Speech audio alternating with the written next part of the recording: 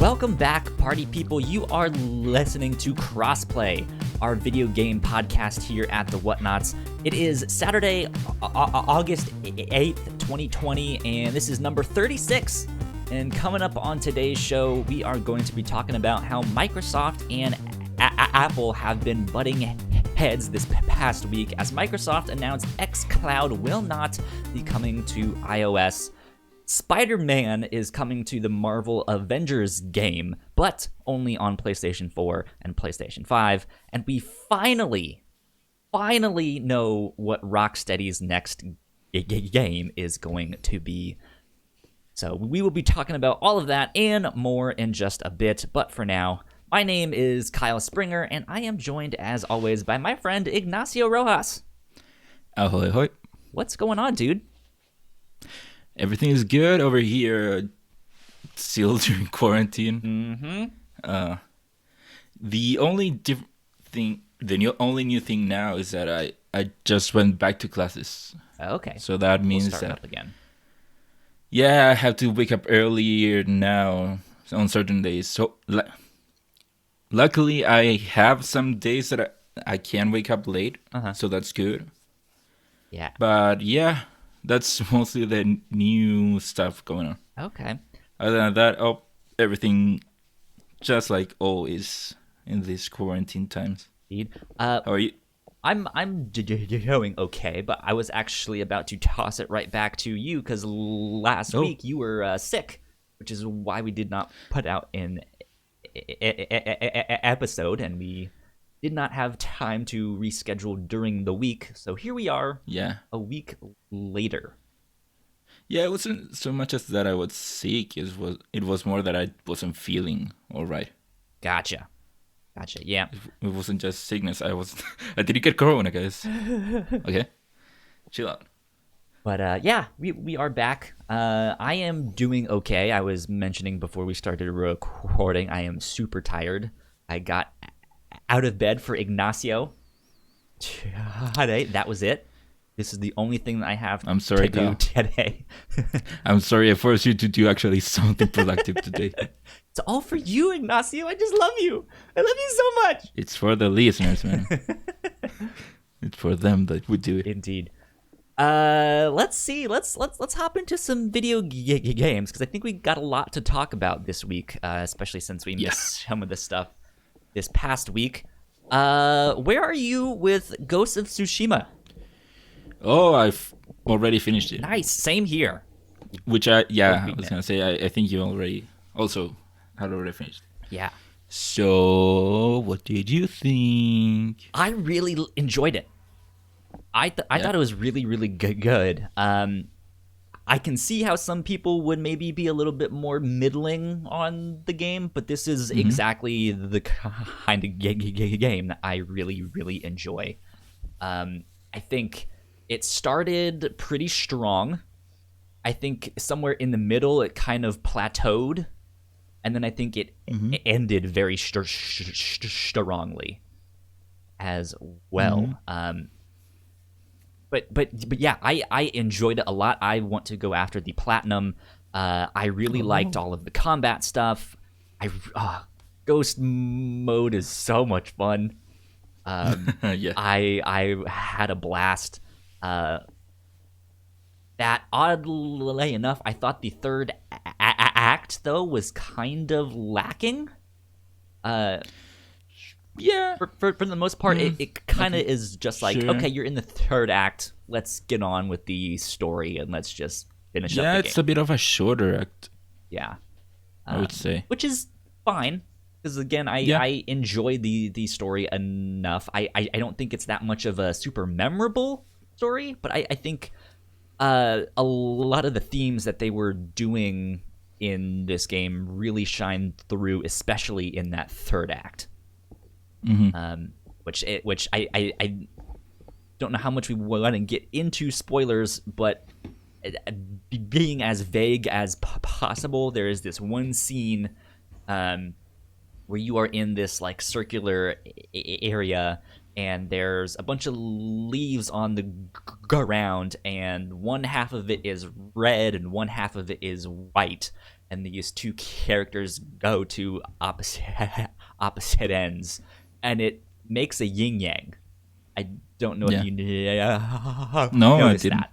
Yeah, and it's kind of hidden in there, but once you think about it, that was like the whole like main theme of the game, which for some reason I feel like is a Chinese thing, but I don't know.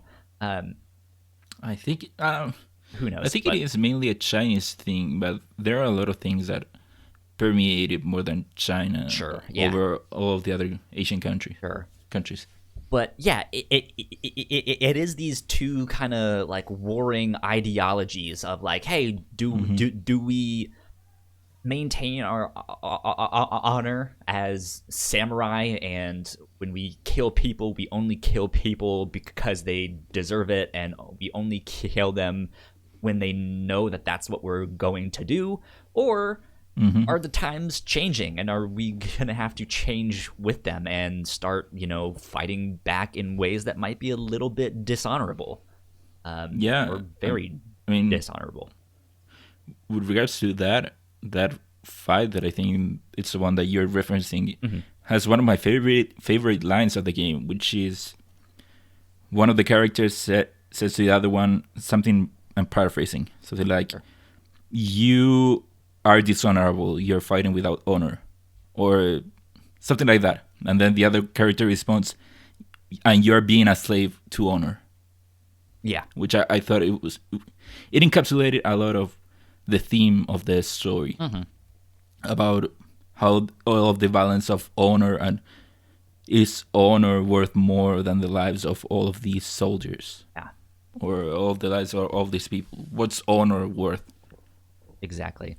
Yeah. I think one of the things that I can also say about the game now that I've beaten it is I don't know if through the gameplay it really justified that theme, but I think within the story it did that well. Like I feel like a lot of the gameplay was definitely pushing you towards one path, like a certain path, but there is no morality system in the game, right? So it's like you don't really have an option. Like you kind of need to become the ghost, but the start of the game is like, hey, you can play as the ghost if you want to, and use these more, ninja style tactics and stuff like that, or you can be a samurai. And there's certain things that's like, in this situation, you need to be a samurai. And then with a lot of it, it's like, hey, you need to be the ghost. Well, to that point, I think that what you said about the gameplay making you lean more towards one side or the other, I think that's more... I think the game does a good job at letting you choose which side you're going towards. In a way, in the gameplay sense, except for some specific points here and there. But then by the end, to your point where you become the ghost, I don't think that when Jin becomes a ghost and he takes on the mantle of ghost, and I'll be the ghost of Tsushima for these people. Sure. I don't think that means necessarily a ghost in the same sense as the gameplay makes it out to be, as you have either ghost or samurai, and ghost is just stealth and in the shadows. I think that more towards the end, when Jin chooses to be the ghost, it means more that I'll take both sides. I won't choose one over the other. I'll do what's necessary. I'll choose the side that is necessary for that one specific point, which is something I think the gameplay reflects, in a sense that, again, I don't think that the game necessarily pushes you towards one side of the other or the other, except for some points in the story, which the game does force you to take one side. But I think that by the end, him being the ghost means I'll do what's necessary. I'll pick the side or the road that's necessary for the best outcome for the people. Yeah, because he's not like... I don't think it necessarily means I'll be just a ghost in the sense on how the gameplay puts it, as it Yeah. just being in the shadows or Because he's attacking by the back. he's not necessarily like completely given up on the way of the samurai. No. Like he's like Yeah. that's ultimately still what he's doing. He's just And choosing like, hey, there will be moments that we need to do something else, and we can't Yeah, be and- slaves to this system. And the story also, I think Jin at some point talks about how that's the old way of the samurai. Yeah. This is a new way. Yeah, This is a new way that we should follow. stuff, good stuff. Yeah. I think personally, right now, this is sitting at my number 3 spot for my top Ooh. 10 games of the year so far, just underneath Final Fantasy VII. Like, Yeah, real quick, I also want to give my thoughts on the game overall. Sure. I really liked it. I really like the story. Like I said, I mentioned before the last time we talked how in a way I felt, I don't know, kind of like guilty whenever I chose the ghost way. Did a stealth kill or I used my ghost weapons. I felt guilty because I thought that wasn't what I had to do. dishonorable by the end- scum. Exactly. So, but by the end, like I said, the way I play the game reflected the way Jin saw it, Sure. or it reflected the journey that Jin had. Where by the end, I was using both. I was using both the ghost and the samurai. Okay. I became the Ghost of Tsushima in the gameplay. That makes And sense. I really liked the journey that Jin had, because in the beginning, he was a samurai. I'm gonna be a samurai, gonna be honorable, and yada yada yada. But by the end, when he has to face the people that know him, and he becomes the ghost to all of the people of Tsushima. He is going to be the hero, or he is going to be the being that people can look at for inspiration, and they will also rise against the enemy. He's going to be that figure. And I really liked how the game, Jin had that journey in the game. Yeah. Stuff. And comparing it a little bit with the other big game that came out recently, which is The Last of Us Part 2. My thoughts with the ending of The Last of Us Part 2 were very negative. I really didn't like the ending, how they addressed the ending. Mm-hmm. And Ghost of Tsushima, I really liked how they did it. Yeah. I really liked it.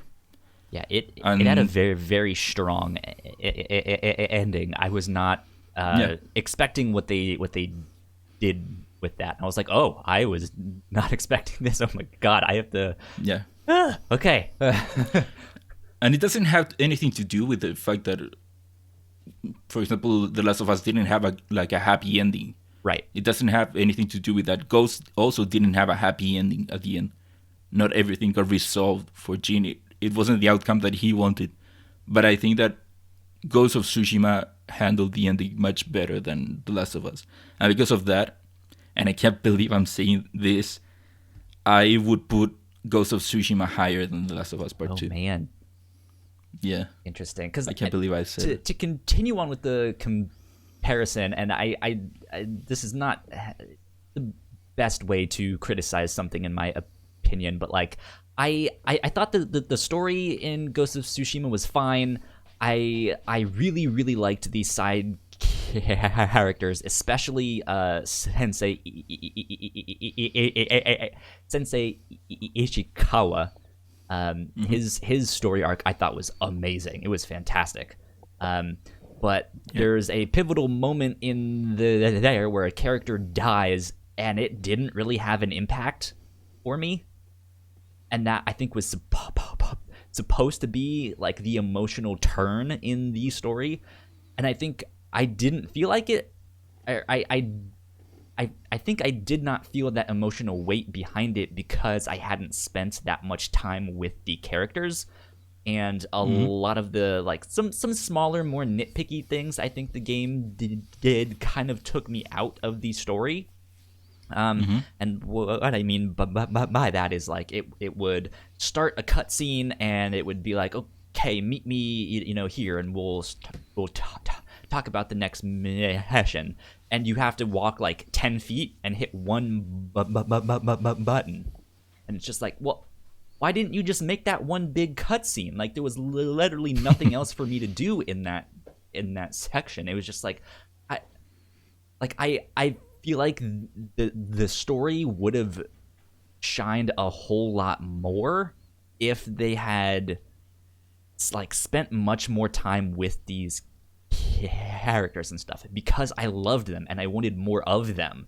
And it was just like I spent enough time with them to be like, hey, they're cool and all, but like I don't feel like I got enough of them, or enough that to at least the standard that I wanted. It's like, man, this would be so neat if we got to spend some more time with them and dig into their stories and stuff like that. So yeah, sure. I to that point, I do think that you're right that death in particular wasn't that impacting because of the death. Although I also think that it might have been also overcome by the fact that death was so brutal.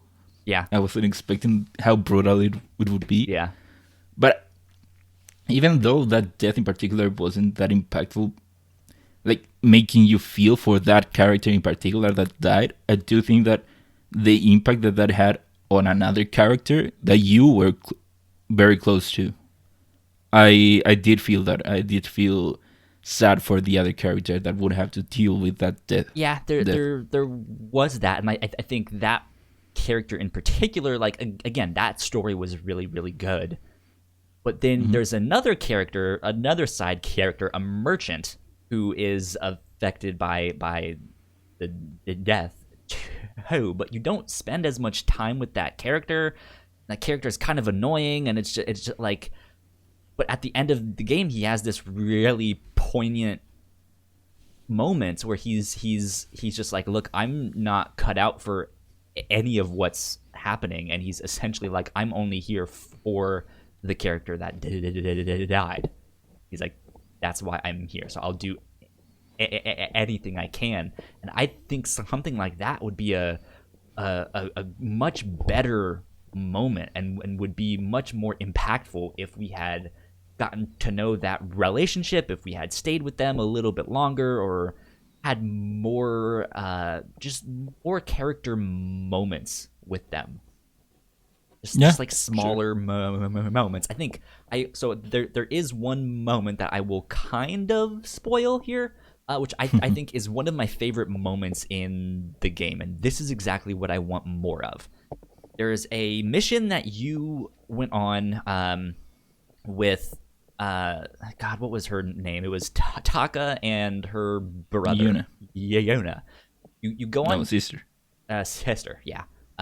You go on this mission with Yona, and then Taka ends up coming along. And after you kind of clear out the mission, you are sitting on a roof with Taka, and he asks you a question, something along the lines of like, "Hey, do you ever get scared?" And you have to answer him, and you're just like, yeah, I think we're all scared. He's like, man, Yona is never scared, and you're like, no, she's actually scared too. You know, like she's right there with us. We're all scared in this thing, and I thought that moment was amazing, and I was just like, here's this guy who can't really do much besides make weapons,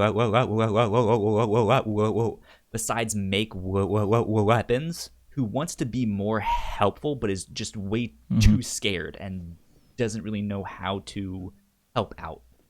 And he sees people like you, the ghost, like his sister, that just seem to be these like unyielding, brave warriors, and he's just like, man, they're never scared. And you're just like, no, that's actually not true. We are scared. And yeah, that moment hit for me really hard. But I don't think we got much of those moments or enough of them. I don't know. I do think that we got a good amount of them, especially since the game actually lets you spend time with certain characters that if you were only going through the main mission and not taking up any of the side quests, you would just see them as side characters. But I do think that the game does a good job at letting you have time with those quote unquote side characters. Yeah. Don't. How they also have their own stories, and I think that you through those, I would say with most, you do actually get some sort of connection with them. Yeah, and I agree with that. Don't I guess take that in the wrong way that I thought the side characters weren't great. I thought they were incredible. I just like I wanted more of them because they were so good. And so like those moments, though we got them with most of those characters, it was like, I want more of that. Like, give me more moments like that. It was so good. But yeah, Ghost of Tsushima, good stuff. Yeah, and also the other sad moment that the game had that I wanted to give a shout out, or another great moment that the game had, was the death of the other character that comes later. Yeah. Man, that hit you in a way. Yeah, that I wasn't expecting. That one sucked. Yeah. That one sucked. And I didn't see it coming when it. Not at all. Even when it was about to happen, I wasn't expecting it to actually happen. Yeah. And then what comes after that, man, it really did hit me. Yeah, that was good. Good.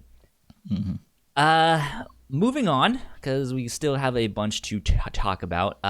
Ignacio, you've been playing Fall Guys, it looks like.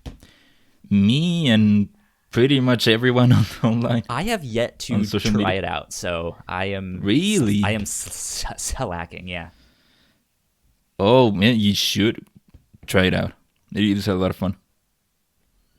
So, what is it? How is it? Are you liking it?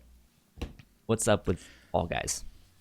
Okay, so as to what is it, the way I would describe it is kind of like a mixture between a battle royale game and one of those competition games that you would see on television where it's someone has to go through an obstacle course and get to the other side, but the obstacle course is just ridiculous. I don't know. Most extreme elimination challenge. Yeah. Stuff like that. You would have to jump through platforms and not, I don't know, sleep and fall down to the water or the mud underneath. Yeah. It's basically that, but a video game. That's fun. So you start with 60 players. And you go through about 4 or 5 challenges. Each one is different, and it's not the same challenges every time that you played. So the challenges have certain requirements for you to go to the next part. For example, the first one is, okay, you are 60 players. The first 40 players that get to the other side get to go to the next level. And you would go through an obstacle course. Then the next one is, okay, you are in this giant wheel that's turning and it has some obstacles in it, and 15 players have to die. And then the next one is, you're split into teams. There's 2 large soccer balls and you have to get it into the other team's goal. Okay. And the winning team gets to pass, and you go and go and go until you're more or less like 9, 7, 8 players. And by the end, you get to get the crown. Okay. And that's pretty much the game. Is it like a race to who can get the crown first, or is it just like last man standing? You have to knock them all off or something? Again, all of these are never the same. They are all random always. Sure, yeah. So the last one could be, yes, there is one last obstacle course. There is a physical crown in the top. You have to race to be the first one to grab it. Okay. It could also be I don't know, you are 9 players, one of you has a tail, and you have to, the last person with the tail wins, and you can, if you don't have the tail, you have to get to the other player and steal the tail. Gotcha. Stuff like that.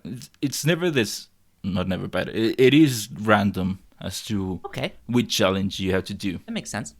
And that I think that's pretty fun. It isn't always the same.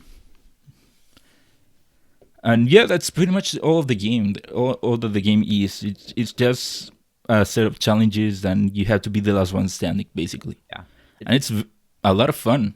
It seems For good like reason, it's a lot of been people taking the internet by storm. I know it's been doing really well Yeah. on Twitch and stuff like Yeah. that. So good The stuff. only problem that there has been, and it has to do with how popular it is that the game is constantly under maintenance. Yeah. Online Because of game so has many to people have that play. server maintenance, and a lot of people hopping on is going to crash the servers. Yeah, and it was kind of to be expected because the game just came out and it is on PlayStation Plus for this month. Yeah. So a ton of people were going to play it either way. Especially after the beta that so many people came out of it talking about how great the game is. Indeed. And it is. I totally recommend that. If you want to have a fun time and you have, say, 10, 15 minutes to spare, just go for it. Try to be the last one standing. Cool. It is a lot of fun. Good stuff. Yeah.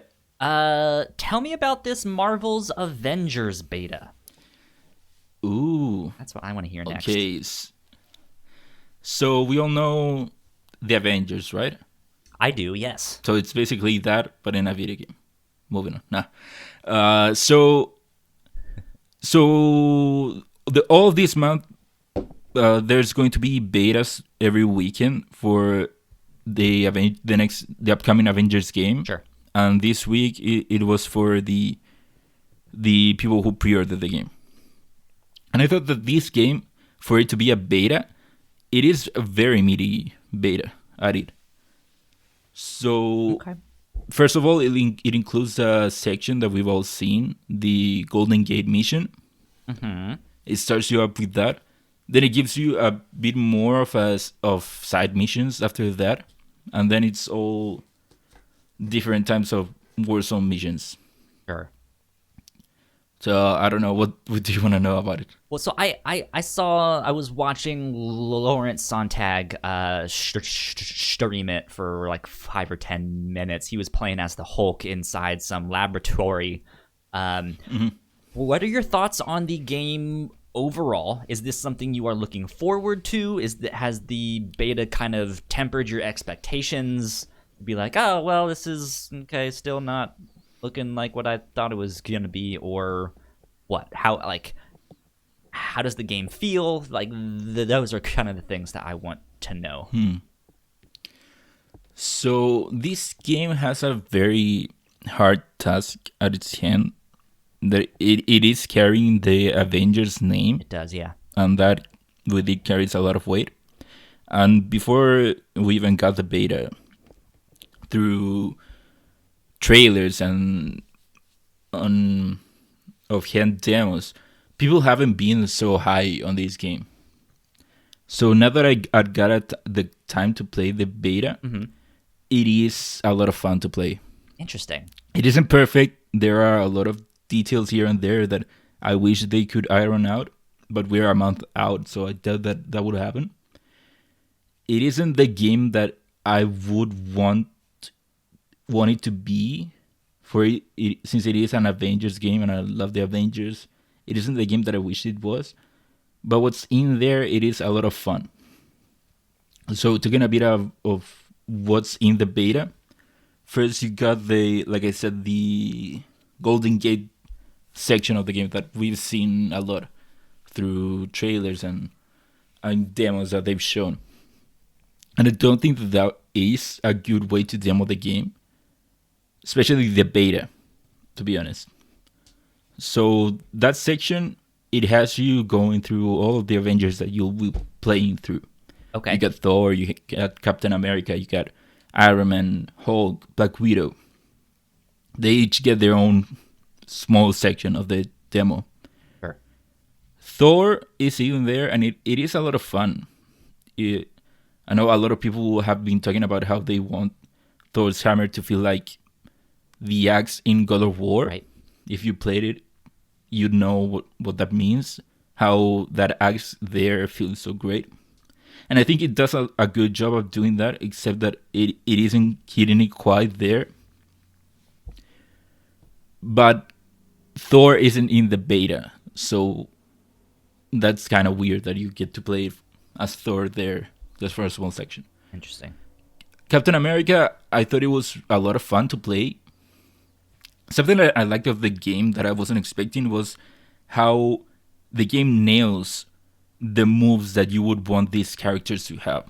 A lot of times I was like, I wonder if the character would do this in the game and it would actually do it.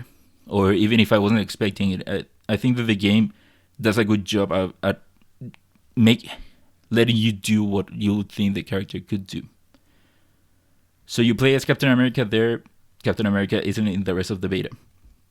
Then you play as Iron Man. Mm-hmm. And I think that this is the worst example of that character, the worst showcase of a character that isn't in the game. Yeah. The game first, when you take control of Iron Man, the game first has you flying through the Golden Gate, hitting these certain enemies.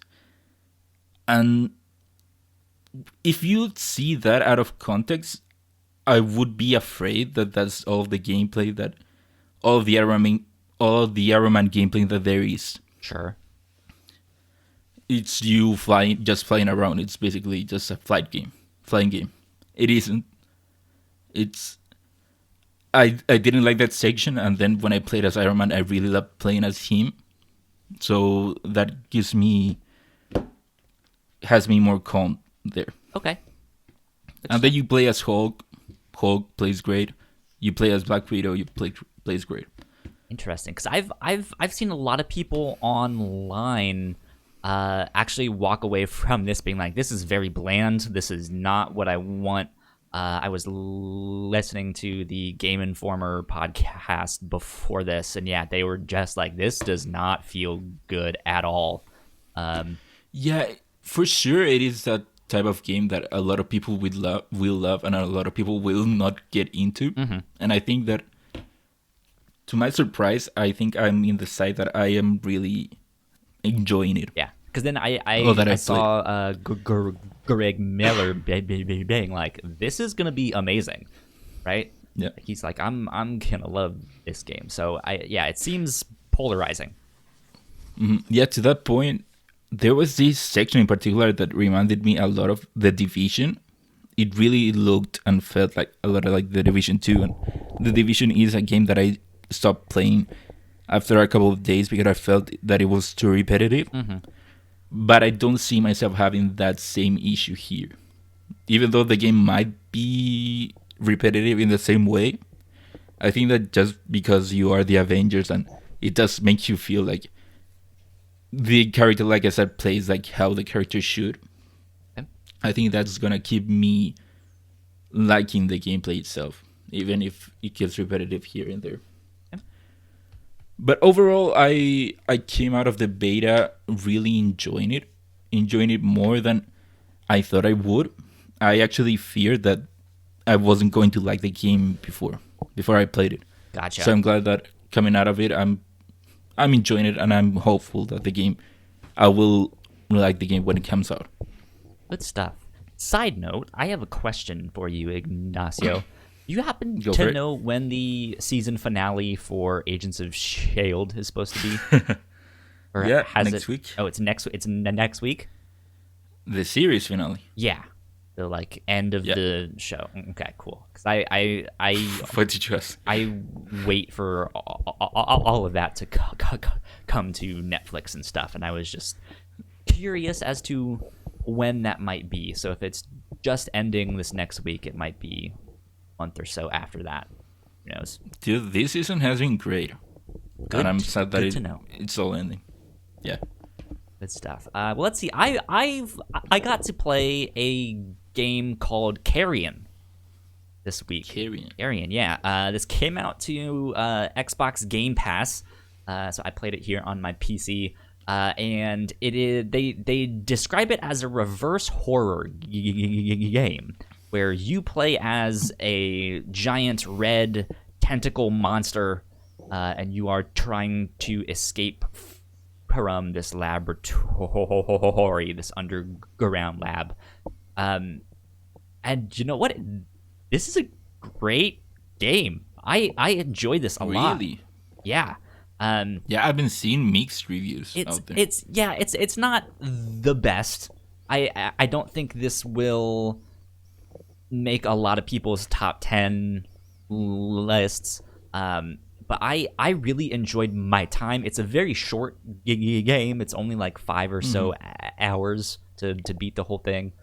And yeah, you play as this monster, and it's not really a 2D platformer, but it is this like 2D pixel art type of thing where you kind of have to navigate through these spaces to kill all of these people and survive and solve these puzzles about how to navigate the stuff. And it's a lot of fun just like mashing all of these humans up and eating them and stuff like that. And as you eat more people, you get more health, and as the game progresses, you get more powers and stuff. So you get to more obstacles, and you can like, oh, now I can open up vents and stuff like that, and now I have an attack that will beat this type of enemy. And as the game progresses, and the more powers you get, they kind of cycle out of the powers. That makes sense. So you only have you only have 4 slots for powers, and so you start to get more of these powers. You get you get one type of attack, you get another type of attack, you get something else, you get something else. As you continue, you'll get a 5th thing, but one of those things that are in your 4 slots will be replaced by that 5th thing, right? But instead of it just being gone for ever, the powers that you have are based on the size of your monster. So in the first part of the game, you only have, I think, like 6 health blocks. As you progress into Act 2 of the game, your health doubles. And when you're in that, when you're like 50% health and above, your monster is bigger and he has certain powers. And then when you get into the 3rd act of the game, you get like a 3rd health thing, and so your monster is even bigger, and you get more powers that way. But as you lose health, and as you go from that 3rd gigantic monster, as bad guys start shooting you, your health goes down, and once you get into that 2nd tier, you then only have the powers that are associated with that 2nd tier, and your monster is smaller and stuff. So you can get down to this like itsy bitsy teeny tiny little red tentacle looking monster thing.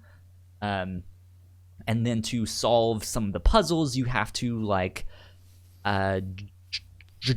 deposit some of your mass and stuff of just like, I'm too big to fit in this one thing, so I need to go like chop off half of my body, which then means I can go through this thing, and then from there I have to go eat someone to get my mass back up, so then I can unlock this thing and stuff like that. So it's a neat little puzzle game. It's not scary. It's not a horror game in that sense, but it is kind of violent. So you play like a horror character. I would call that the character that you're playing like more like a horror character. Yeah, like you instead of like you walking around by yourself in this like abandoned underground laboratory and there's this monster hunting you, it's you are the monster. You are just kind of wreaking havoc and stuff. Kyle, have you ever played the Mutant Blob games? I have not. No.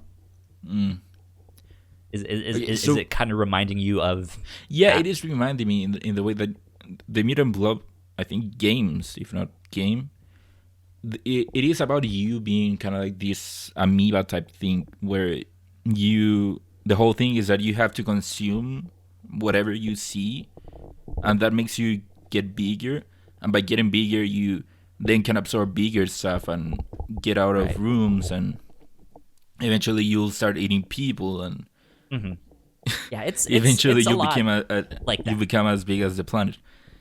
So it was reminding me a lot of that. So I wanted to ask you, what type of game is this? Is it like a Metroidvania game? Are you in stages? It What has is it? very, very light Metroidvania stuff with the powers that you get, right? Because like once it's like, oh, I just unlocked this thing that will help me go through vents. Now I can go back to some of the stages that I played, and get into some secret areas.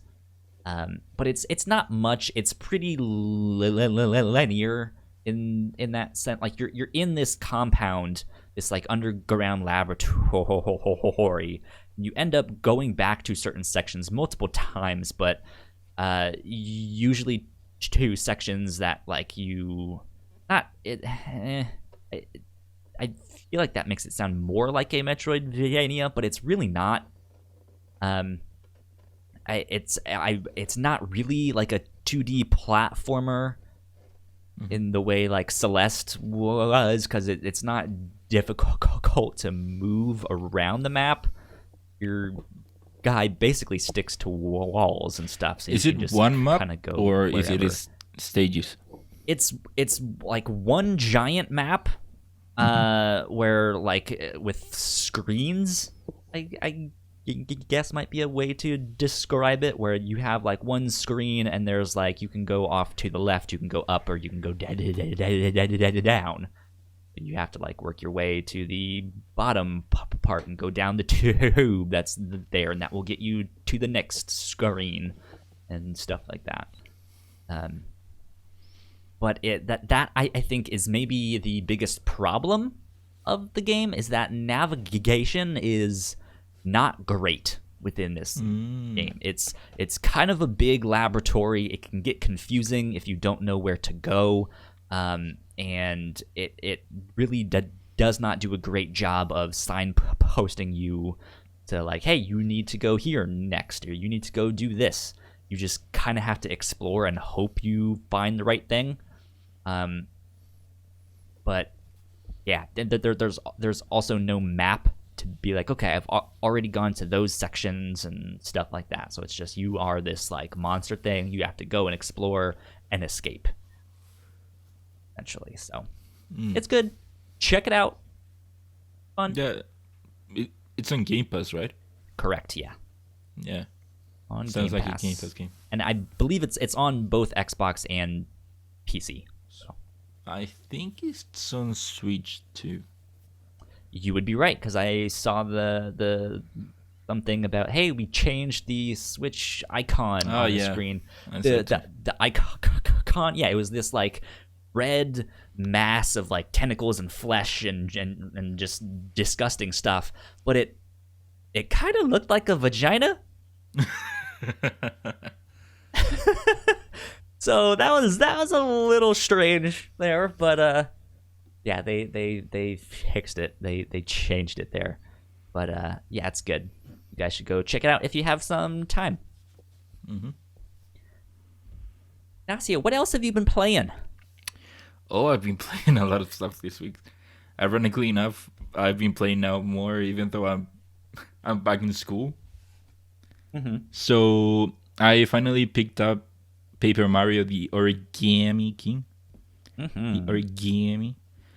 Yummy. Origami. I'm enjoying it.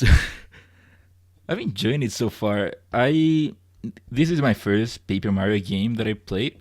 Okay. One thing that I really liked about the game is that the game has a humor that you don't see in other Mario games. Yeah, it really like that. really does. And I like how it is both very charming and very colorful and very joyful, but at the same time, it's very messed up in a lot of places. Yeah. Yeah, it really is. But I really like that aspect. What is I haven't gotten very far yet. I'm only playing it here and there for very small chunks of time. So Okay. I Fair haven't enough. played much. I just got to Toad Town and to what's left of Peach's Castle. Gotcha. And I found Okay. Luigi. Cool. Cool. And it also took me a bit to get to that part because I got stuck not that far before that. I got stuck at Toad Town. So that took me a while to... What was it that you were stuck on? So apparently, in order to advance, you had to get this hook for the manhole. Right. The thing is, I don't think the game made a good job at telling you where it was, and then when I finally went to where I was supposed to go, the game wasn't triggering the thing that needed to trigger in order for me to advance. Ah, interesting. So I looked it up, and it turned out that in order for it to trigger, I had to go talk to one specific shy guy, and then talk to another shy guy, and then go back to the warehouse where I was supposed to go, Gotcha. and then it would trigger. Gotcha. Okay. But for a while I didn't know where I had to go. That makes sense. Mm-hmm. I'm hoping to dive back into that game this week, and really sit down with that one. But yeah, it's a funny game. It's just delightful. It's joyful. Yeah, the only negative that I have is that the gameplay is a bit too simple. The fighting is a bit too simple to me. Yeah.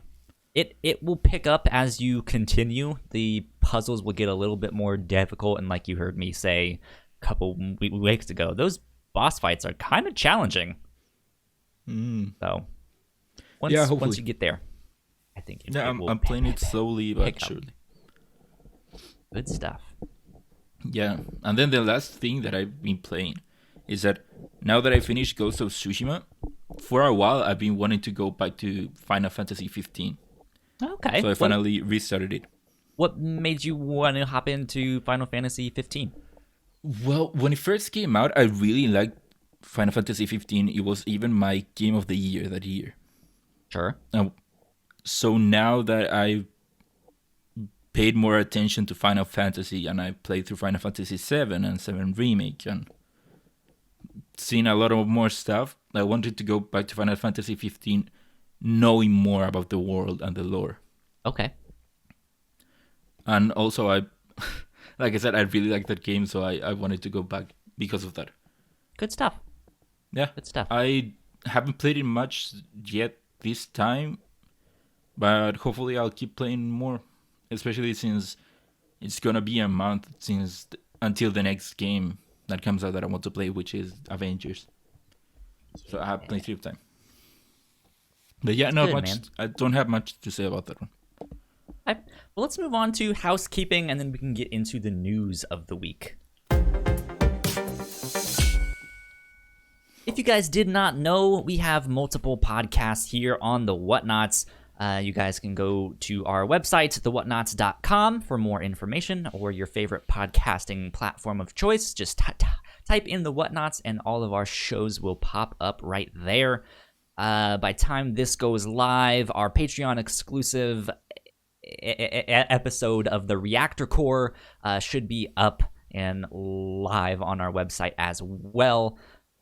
So if you guys like what we do, patreon.com/thewhatnots is where you can support us. And it's at that $3 tier is when you guys can get all of the exclusive content and stuff like that. That one has Melissa and me reacting to movie trailers from different decades, which should be a lot of fun. This one is from movie trailers from the 2010s, so they're a lot more recent, stuff like that. And it's interesting because one of the trailers that we reacted to in that exclusive content is a movie that we are then covering on the review show this week. We watched Murder on the Murder on the Orient Express. Oh, So that is what did we you will watch be that one? talking about. That I had not seen that one yet, so this was my first time watching it. But I enjoyed it. So, yeah, you guys will have to go hear our full thoughts on that over on the review show. Big shout out to our Patreon supporters at the $5 tier. So thank you, Sam, for helping us out, for keeping the mics on. We appreciate it so much. Thank you for supporting us. Big shout out to Sam. Indeed. I believe that's it for housekeeping. So let's get into the news.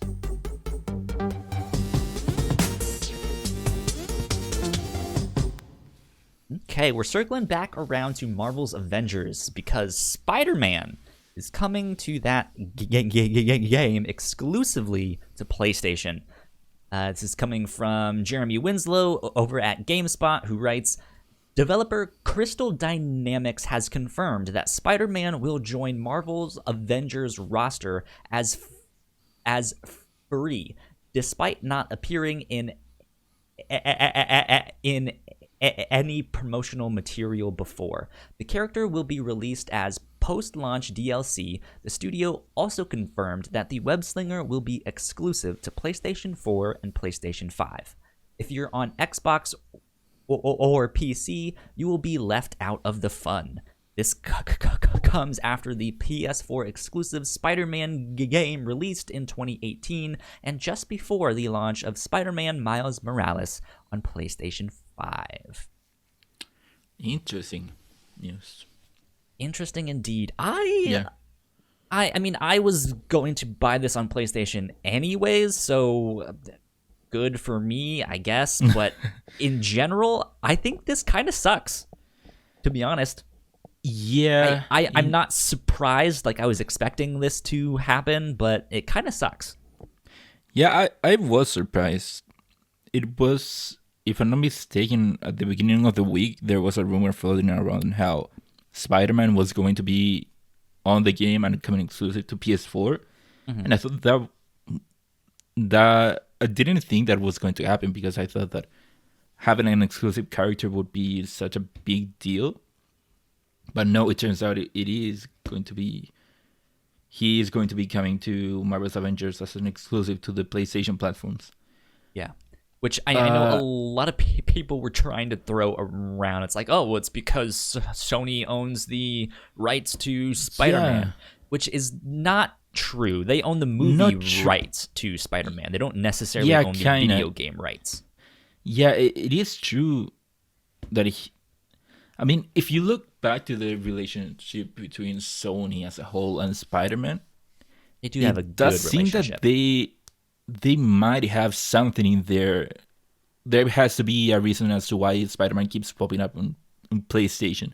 I don't think that it necessarily is that they have an exclusive deal for the video games, because if that were true, he wouldn't have appeared on Ultimate Alliance 3, which came to the Nintendo Switch. Exactly, yeah. But since it keeps popping up, I do wonder if there is some kind of deal in there. Or is it maybe that Sony just has a better relationship with Marvel Studios and Disney and their game divisions, that maybe they have such a good relationship that they can go to them, Sony can go to them and just ask for an exclusive deal and they will give it to them. I wonder. Yeah, I wonder too, because I'm also thinking it's just like, hey, if Xbox is, trying to convert people with the services side of things, I think we've really seen PlayStation double down on exclusives, right? Yeah. Whether it's exclusive games or it's like, hey, our next console is going to actually be like a next generation leap forward. You have to get the new console to play the new games, stuff like that. Like I wonder if that's just them just being like, hey, we're willing to spend the money to get that. Mm-hmm. Yeah, it has been Sony's strategy, even going back all the way to even PS3 with third-party deals that Sony will go to developers and get certain exclusive things for them. Yeah. Microsoft and Phil Spencer came out talking about how, at least now where they are, they don't like the idea of exclusivity deals. Right. Whether that is true or not, we don't know. Well, But Phil Spencer has come out to say that. And I don't think that that's going to work in their favor. Because it kind of feels like Sony and Microsoft are in a fight, and Microsoft just doesn't want to throw a punch. And while that's happening, Sony just keeps throwing punch after punch at them. I think that's one way to look at it, but I think this is also very much in line with Microsoft's strategy of just consumer first. Like, we are going to do stuff that will affect the like largest number of gamers and stuff like that. Sure. If that makes sense, because I think there's been a lot of comparisons thrown around this week to Destiny, when there was exclusive content to Destiny 2, I believe, on PlayStation. And the Destiny community hated that. They thought it was terrible, and certain weapons that ended up being exclusive that were a lot of fun to play on PlayStation would be nerfed multiple times over by time they got to Xbox, right? And it never had that same cycle, and it was never fun for them. And so I know that Destiny's not exclusive to Microsoft or stuff like that, but I think Microsoft has been really great, especially recently, at looking at the communities and seeing things that gamers don't like and being, all right, well, then we're not going to do stuff like that. Yeah, I wouldn't say that Sony is doing the opposite to that.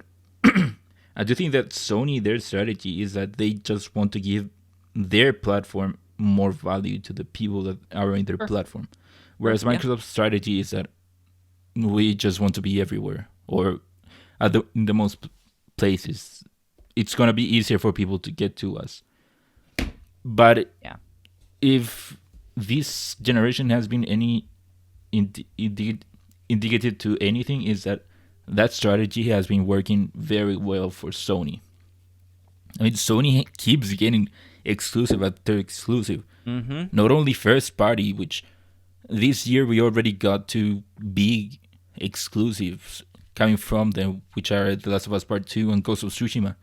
But the other, one of the biggest game of the year, Final Fantasy VII Remake, is at the moment exclusive for PS4. Yeah. So it is a strategy that has been working for them very well. You can see it with how many more consoles the PS4 has sold compared to the Xbox One. The number just came out recently that the PS4 apparently has sold around 115, I think, 15, 16, somewhere around that million units. So it's clearly a strategy that has worked for Sony. Yeah, indeed.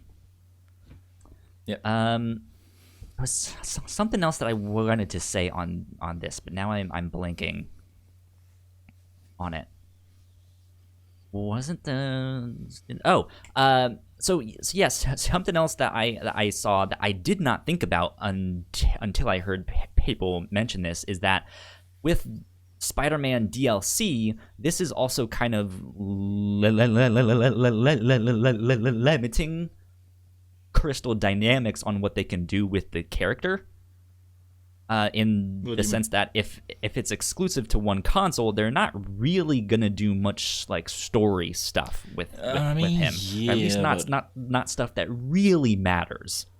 They might have some story stuff, but I have seen people have that argument, but I don't think that that's any different from any of the other DLC characters that are going to come.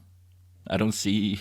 But I don't see like any different. Hawkeye, for example, who I think they said is going to be the first DLC character that's out for free for everyone, is like, if they wanted to continue the story with Hawkeye or do some stuff with that, they can, because that's available to everyone.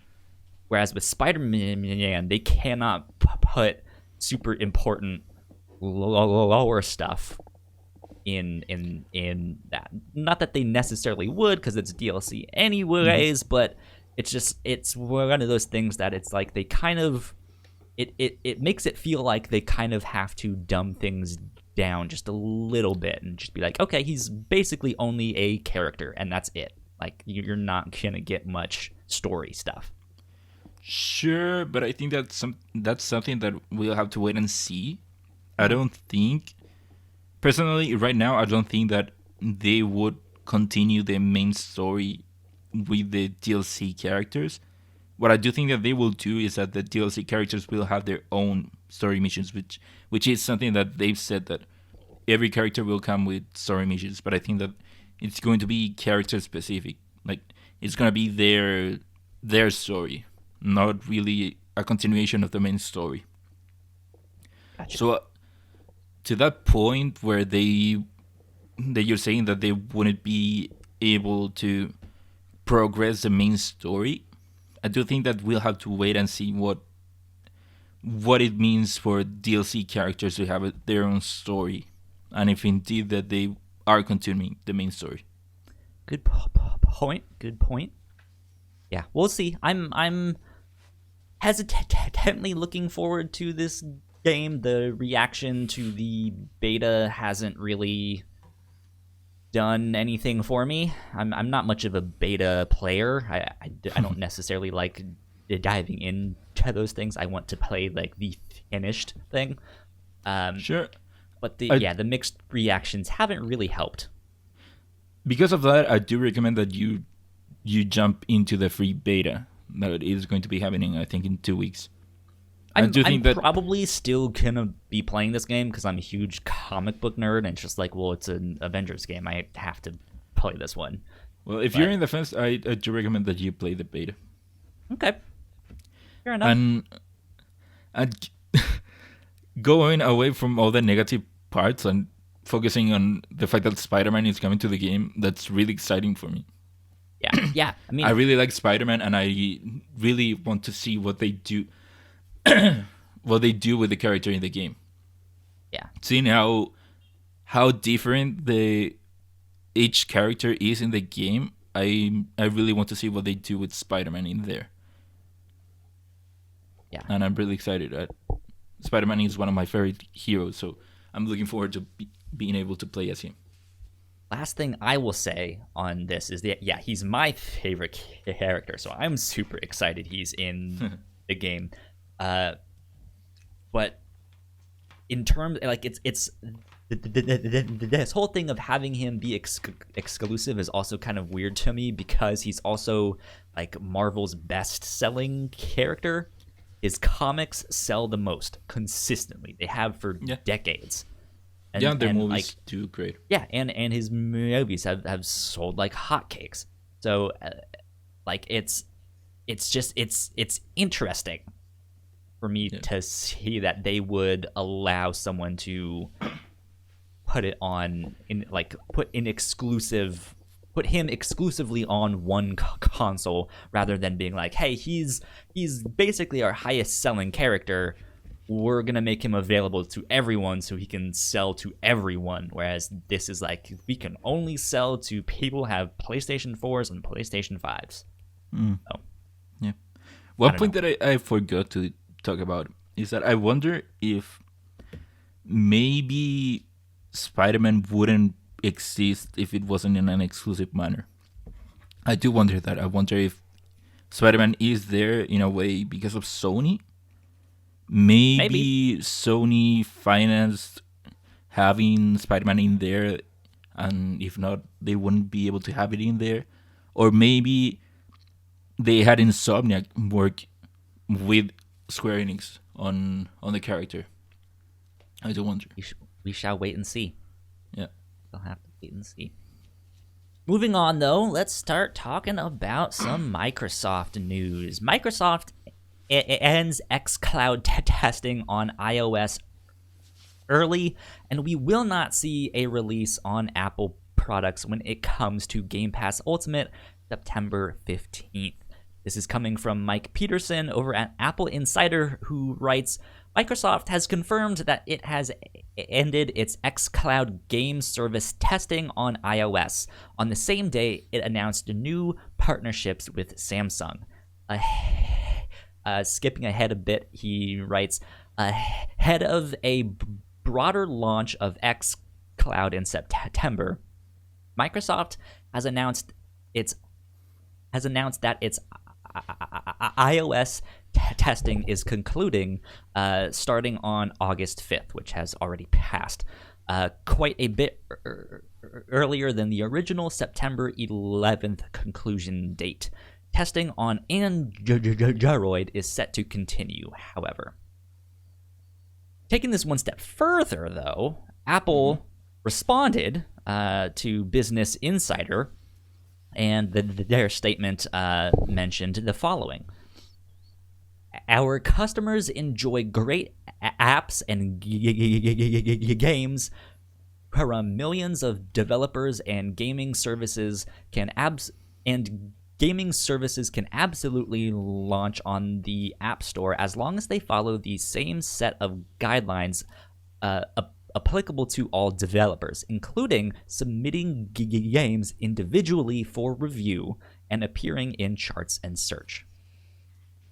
Lastly, Microsoft responded to Apple responding, and Microsoft told The Verge this.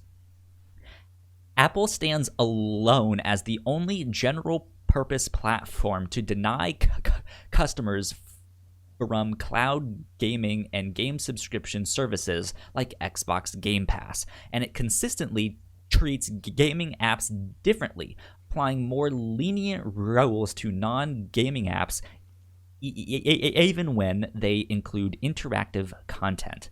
All games available in the Xbox Game Pass catalog are rated for content by independent industry rating bodies such as the ESRB and regional equivalents. Ignacio, they are going at it here. A little bit. A little bit of what do you think of this? He said. Yeah. Okay, so in one hand, this sucks, of course. It does. I do believe in the cloud gaming future. I do want to see it grow. And this sucks. It sucks that this huge chunk of base won't be able to access Game Pass. Yeah. On the other hand, I do understand that it is going against their Apple's terms of service, if it's true what they said, but it's also going against Apple's own interests. Apple really has Apple Arcade, so you could easily see xCloud being a competitor to their own Apple Arcade in a way. So xCloud would go against their interests. And I do think that one good way at seeing this is that change Apple for Nintendo or for Sony. You, of course, wouldn't expect xCloud to come to those platforms because, of course, neither Sony nor Nintendo would want xCloud on their own platform, having this service compete with their own games. Interesting point. So you could make the same argument for Apple, which also has its own service and its own marketplace and the games that they want to sell. This would be going over all that. And on the other hand, this doesn't affect me because xCloud isn't coming here and probably would never come. Bummer. What's interesting to me, though, is Apple specifies that, hey, you can include these games, but you have to submit each game individually for review. Yeah, but I wonder if that's true or they are just saying that, like having I don't know, but comeback on. It seems on one hand like, hey, if you submit these games individually, it's fine. We can put them on there, which seems ridiculous, but it seems like that would make more work for Apple. Yeah, I and not not partnering with the ASRB to be like, hey, how about you be the ones to rate these games, which they already do. I don't think that's the same kind of rating, maybe. Well, sure, it's not exactly the same, but I think that's kind of what they're getting at. That like, hey, we're making sure this stuff doesn't have, sexual content or nudity or the microtransactions even also aren't too egregious. Yeah, sure. QA, which is I don't think it's something that the ESRB does. They do not. No. But yeah, the way that they're wording this, I do see that taking them by their word, what they're saying this is that in order for xCloud to work on Apple and on iOS, xCloud would have to have a big implementation on the App Store, in a way that you would see also with, for example, EA Access on PlayStation. Mm-hmm. How EA Access it is its own app, but if you go to the PS Store in there, you would see that certain games in the PlayStation Store have the EA Access banner there, and you can get them through EA Access through the store because there is a bigger implementation in there. Mm-hmm. So taking them by their word, they would need a bigger implementation and work more hand in hand with Apple in order to make that happen. Yeah. And also, this isn't very surprising if you look at what was the test that was going on iOS for xCloud. Because it was very different. That test, right? So from what I know, it was very different from how it was on Android. On Android, it was more easy to access. You had to go through fewer hoops, and also there were more games in there. Whereas with the iOS test, you had to get a special app in there that was specific for betas and demos and stuff like that. Interesting. And also there was only one game in there. They could only get one game in there, which was the Master Chief Collection. That's what I heard. It was like only one game and only limited to like 10,000 people or something. Yeah, and we knew that had to do with Apple's own policies. Yeah. So even then, that was a bad start, and looking back, it was an indicative to what was going to happen. Makes sense. What a bummer, though. Yeah. I love my iPhone. I'm not really gonna be switching to no stuff like that. But I also don't know if I would really want to play on my phone. Like, I like the idea of that, right? But I think I would rather have a tablet. Yeah, I do like the novelty of being able to play a full game on your phone. I got to test that when I was in San Francisco.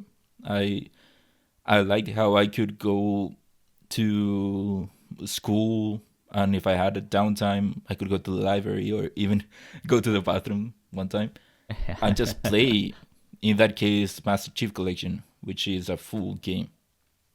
Yeah. Granted, I did have to carry with me a controller, which already was another thing that I had to carry with me. Nacio, get out of the bathroom. You've been in there for 20 minutes. Hold on, I'm almost done. I need to get to the checkpoint. Yeah, I need to find a save space. Save spot. I need to clear the wave. Good stuff, man. Okay, well, let's move on to number 3, which is all about Nintendo financials. They seem to have been doing gangbusters. Yeah. This is coming from Adam Bankhurst at IGN, who writes, Nintendo's first quarter results for its fiscal year ending in March 2021 have revealed some impressive details, including that Animal Crossing New Horizons has sold over 22 million copies, that the Switch has sold over 61 million units, and that Nintendo's net profits year over year have grown by 500%, by over 500%. Animal Crossing New Horizons at 22.4 million units sold has become the second best-selling Nintendo Switch game behind Mario Kart 8 Deluxe, behind Mario Kart 8 Deluxe's 26.74 million. It has surpassed both Super Smash Bros. Ultimate and The Legend of Zelda Breath of the Wild, which have sold 19.99 million and 18.6 million units respectively. It is right. Goodness gracious. Yeah. They are raking in the dough. Yeah. First of all, this is the only time that you will see Breath of the Wild on 1999 on the same sentence. But yeah. It is incredible how many units Animal Crossing has sold. I'm still like, did I miss something by not buying that game? I know. Like, I don't know, man. Yeah, because I mean, good for them. They've sold a lot of units. Good for Animal Crossing and everyone that's playing it and loving it. Mm-hmm. There are a ton of people out there, of course, seeing these numbers. But in a way, it's kind of a bummer to all of us who have no interest in Animal Crossing, because this year hasn't. If you take away Animal Crossing, take away everyone that's enjoying Animal Crossing even to this day, take away that. This year hasn't been good for Nintendo fans. We haven't gotten much. We got Paper Mario, and that's that, I think. Ring Fit, I think. Was that out I think that came out last year. Last year? I'm pretty sure it came out last year. Yeah, they did have a big spike on Ring Fit right as the pandemic happened. But, yeah. Yeah, so... I don't know. For those of us who have no interest in Animal Crossing, it has been a bummer of a year. Agreed. We haven't gotten much. Not many reasons to play the Nintendo Switch. We'll see. Hopefully, the Mario collection is real. We already saw one part of the rumor be true, which was the new Paper Mario game. So hopefully that's indicative that the Mario collection is indeed real. So hopefully we'll get something on that soon. Yeah. Hopefully. Hopefully. I would love that indeed. Speaking of financials and stuff like that, I did also see that Take-Two, I believe it was, they also had a good first quarter or whatever. I did not put that one in the docket here because I kind of figured there would be multiple stories like that of like, hey, the pandemic, everyone started buying video games. Well, we've gotten all those stories before, but yeah, lately, I don't think the NPD comes out until next week, I think. Okay. Or 2 weeks. We'll see. But good for Nintendo. Hopefully they start putting out some more stuff soon. Dude, you look back at 5 years, 6 years, and you would never expect these kinds of numbers with Nintendo. They've really come a long way since the Wii U. Number 4, we had a PlayStation State of Play this past week. Ignacio, did you get a chance to watch this? Yeah. I was pretty excited that we were going to get a State of Play. We got a couple of State of Plays this year, but not this kind of State of Play. We haven't seen one like this since last year. Gotcha. So it was pretty exciting seeing them bring it back. I did not get a chance to watch it. I was going to, and then I didn't hear much good things coming out about it on the internet. Yeah. But then as I was just listing out all of the games that they had here, I was like, oh man, they showed a lot more than I was expecting. I mean, it was a good State of Play. There was nothing to blow your socks off, and it wasn't bad. It was just good.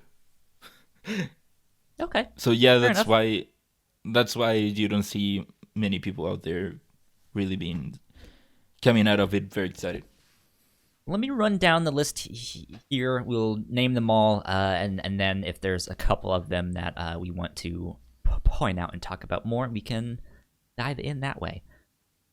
First up, they had a new trailer and some gameplay for Crash Bandicoot 4. It's about time. Yeah, they showed a bunch of interesting things here. They did, yeah. If you want to talk about it.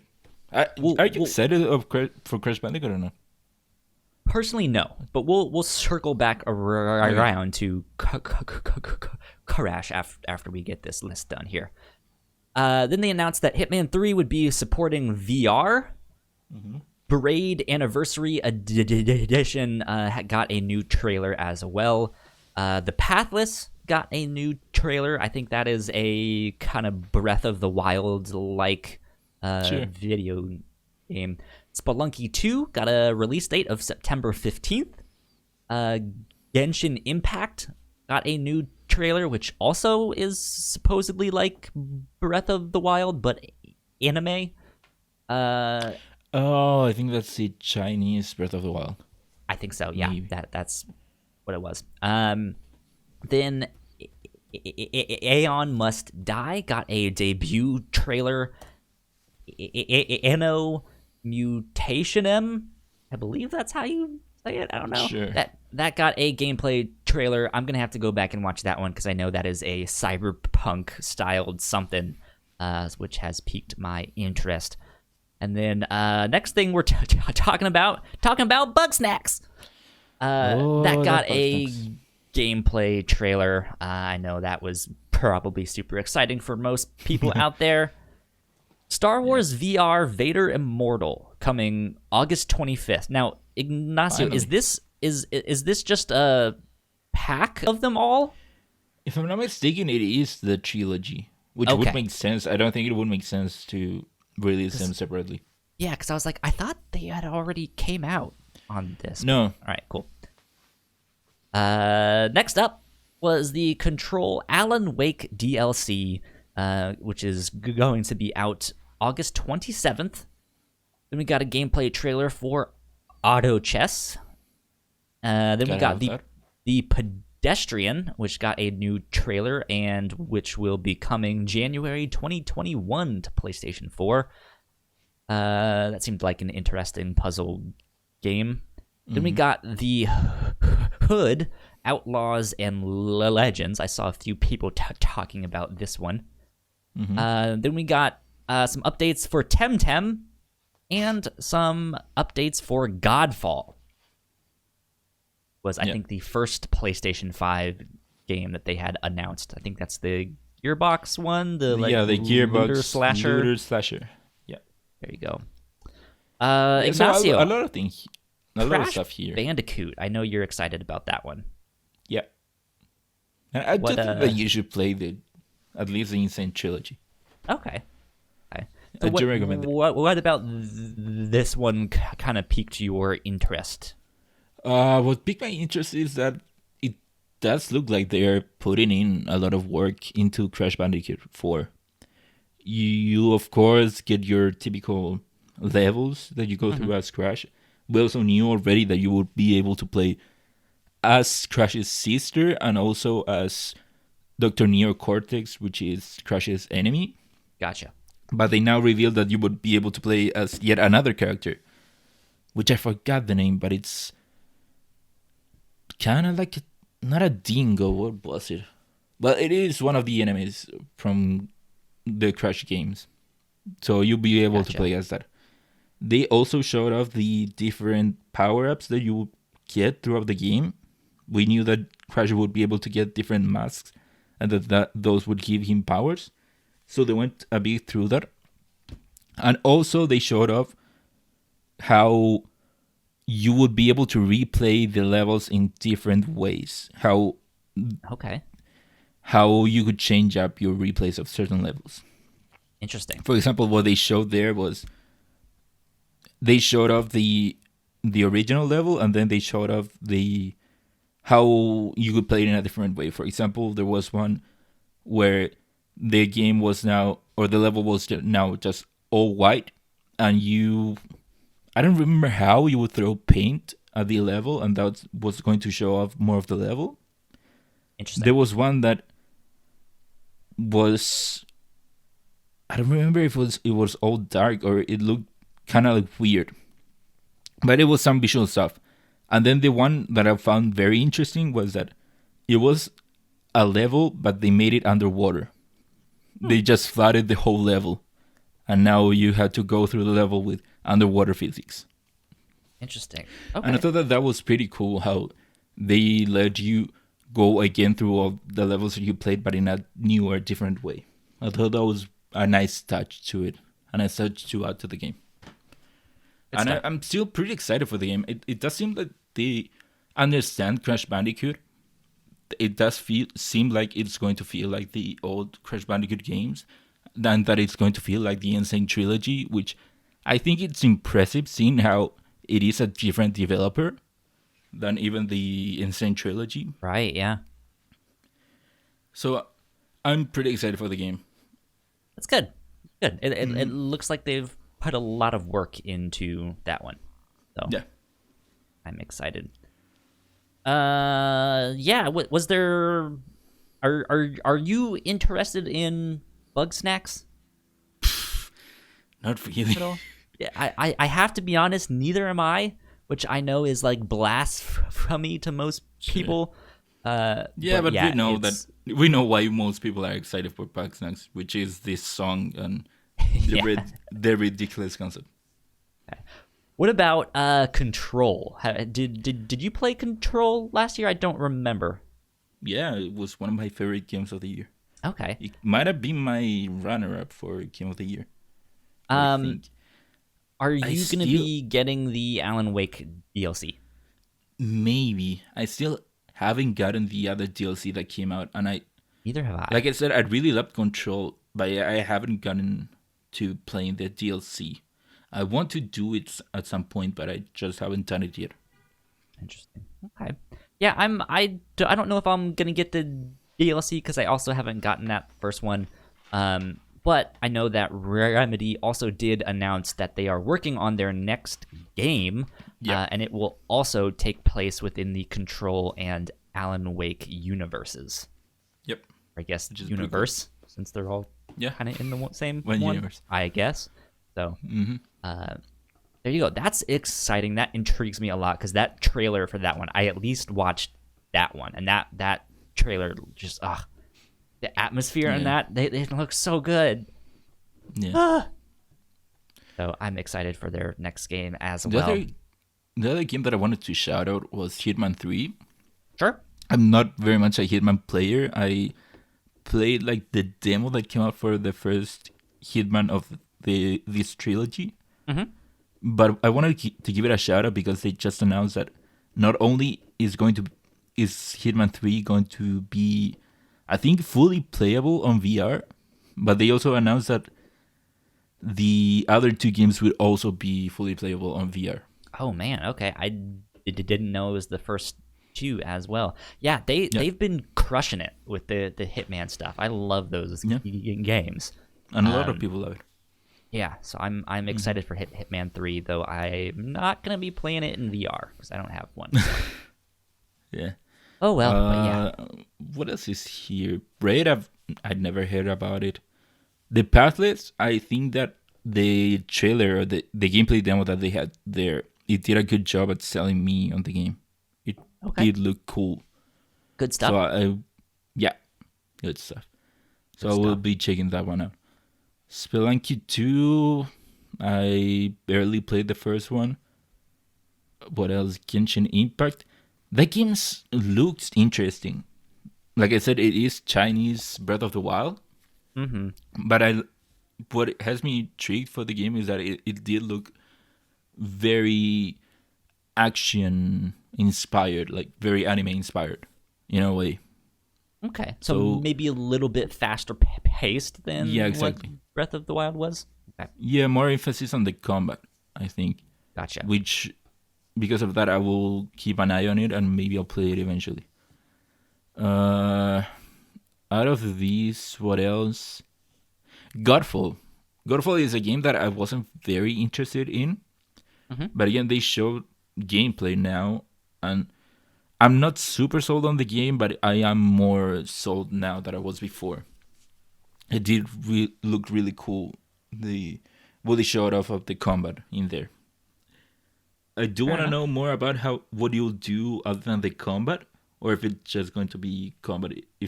I wonder if there's a story. I want to know, are there different locations? That stuff I want to know. But what they had there for the combat, it really looked pretty cool. Yeah, from what I've seen of Godfall so far, I'm really not interested. It doesn't really look like a game for me, but again, it's kind of one of those things that, like, hey, at launch, there's usually not much to play. Yeah. So, who knows? Maybe I'll be jumping into this one. Mm-hmm. Well, let's move on. That's pretty much it.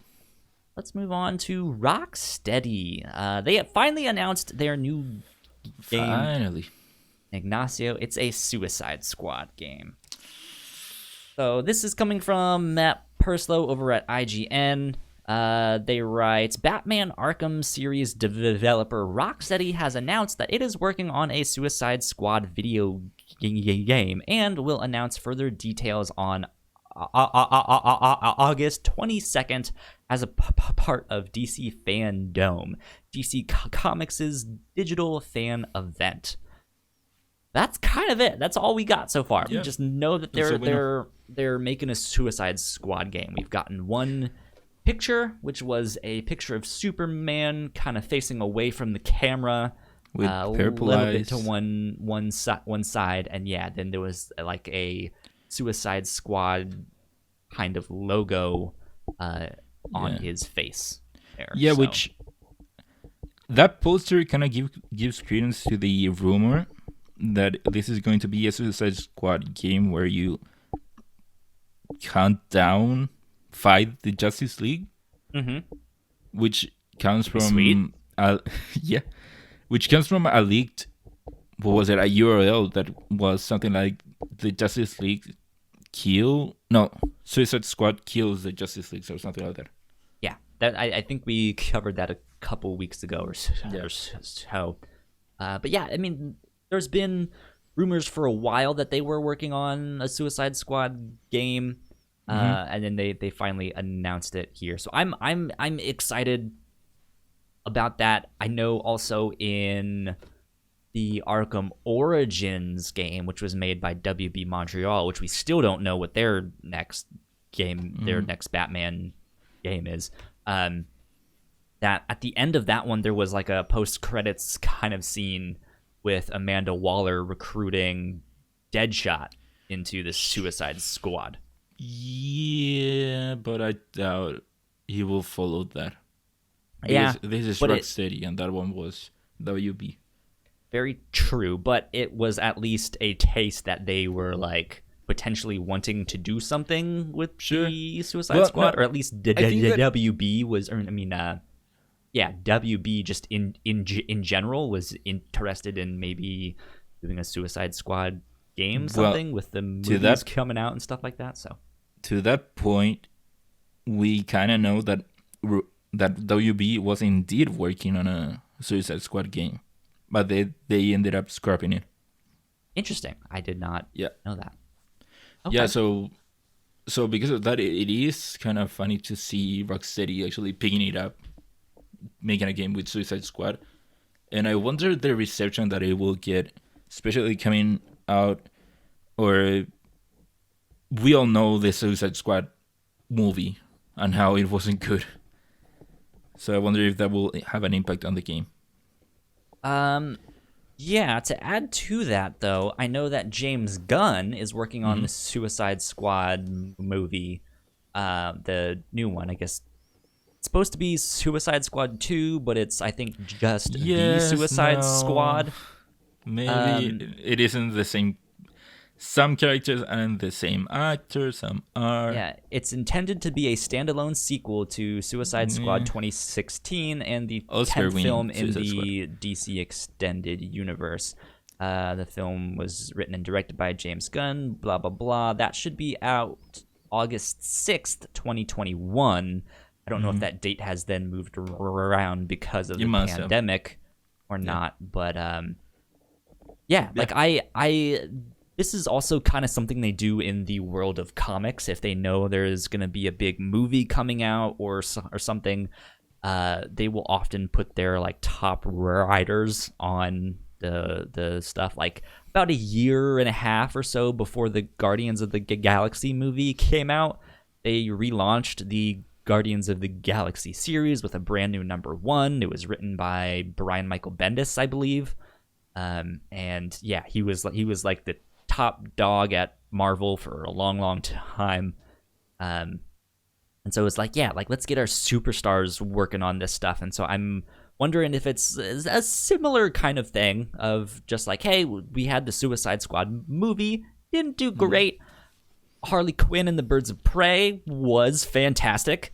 And then we have a James Gunn-led Suicide Squad sequel coming out as well that could be really good. We all know how well the Guardians of the Galaxy films were taken, so this could end up being a good thing if we start capitalizing now on a video game. Yeah. Again, we don't know much about this game. We'll get more details during DC Fandom. The end of the month, yeah. But the rumors are that it might be a games as a service game, which kind of lowers my excitement a little bit. Makes sense, though. Sure. Yeah, I do want to know how they'll tackle it being a team instead of one character. I do wonder how they'll tackle that. I wonder if it's gonna be like one part Monster Hunter, one part like Destiny live event thing, right? Where there's like some live event. It's like, oh, Superman is now in Gotham. Go get him. You know, and you have to like. There's a bunch of Harley Quinns running around with giant mallets. I'm like, come on, Soups, let's go. Who knows? Nah, I don't think that they would do something like that. Yeah. Rocksteady, hire me. I have great ideas. Do you? Is that a great idea? No, it's not. It's not a great idea. But yeah, we'll get more at DC Fandom. Also, apparently, WB's game is a bit further in development than Suicide Squad. So hopefully we'll also get something during DC Fandom for that. Hopefully, because they've been teasing that one for a long time. They teased it, and then they did nothing with it for a long time. And then they teased it again, and then they did nothing with it. Yeah, so the one story that I wanted to move on to next is kind of a hold over from last week, since we did not record in episode. But Halo confirmed via a tweet that the Halo Infinite multiplayer will be free to play. They tweeted out, Halo is for everyone. We can confirm that Halo Infinite multiplayer will be free to play and will support 120 FPS on Xbox Series X. More details will be shared later. Now, Kyle, Ignacio, when they say free to... No, I'm going to ask you. Okay, when they say free to play, what does that mean to you? Well, this is an interesting one. I think it's I don't know how I feel about this actually, because on one hand, cool. Like I like that I can play it free to play. I don't need to have Game Pass or something. But then that makes me wonder, well, if I don't need to pay for the multiplayer, but I do want to buy the game is really only the single-player story mode. So the first thing I wonder then is that going to be worth $60? Or is it going to be cheaper? Is it going to be a $40 well, you can get it thing? On Game Pass. Yeah, or you can just get it on Game Pass. So you essentially don't have to pay all that much to play the story mode. On top of that, with the multiplayer going free to play, everyone is wondering what's the microtransactions going to be like. Yeah.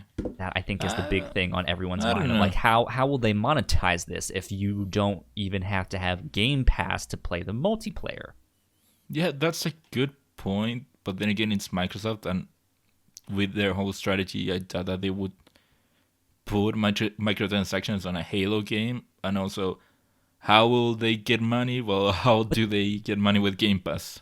I don't know. That's the thing. Like, I think the Halo story has kind of gone downhill over the past two installments. 343, those games haven't been as well received as the originals. So I know Halo multiplayer is still really, really good. People like it. It's just not the hottest thing right now, right?